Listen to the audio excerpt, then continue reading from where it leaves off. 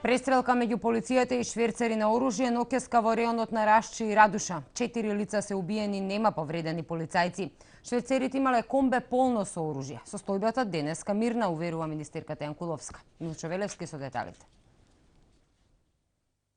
Рано изутрината околу 3 часот по полноќ престрелка меѓу полицијата и вооружена банда во районот на скопските села Рашче и Радуша.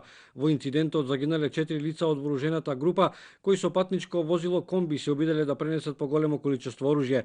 До престрелката дошло откако тие отвориле оган врз полицијата, која по претходно добиени сознанија за претрес на нелегално оружје поставила заседа и се обидела да го запре комбито. На наредбата од специјалците комбито да застане, лицата кои го превезувале оружјето почнале да пукаат кон специјалните единици.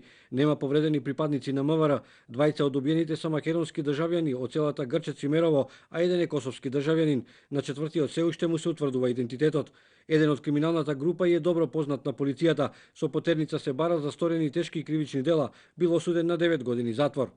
Комбето е пронајдено во пограничниот реон, во реонот од селата Радуша и Рашче и се работи за нелегален шверц со оружје кон Република Македонија. Се разбира дека во оваа фаза од истрагата ние нема да даваме дополнителни информации се додека нашите екипи не ги завршат действијата поврзани со увидот и действијата поврзани со документирање на случајот. Запренетото оружје и комбито беа пренесени во депото на МВР и дополнително ќе се вештачат. Дел од оружјето било конзервирано. Најголем дел од автоматското оружје е од југословенско потекло. Имаше и експлозив.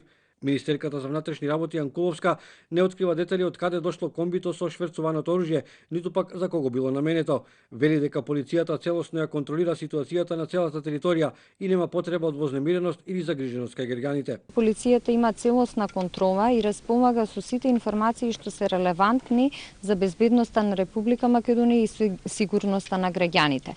Добро е што во изминатиот период, посебно по првата полициска акција каде што беа откриени бункерите со оружје, политичките партии, односно сите релевантни општествени чинители и од Република Македонија и представниците на меѓународната заедница, но и од соседството, го осудија ваквото однесување и се оградија од овие поединци и групи кои имаат екстремни намери. Пред 2 недели полицијата на косовско-македонската граница во близина на селото Блаце заплени големо количество оружје кое што беше скриено во 3 бункери. Во престрелката со полицијата беше ранет еден од криминалната група кој пребегна на Косово.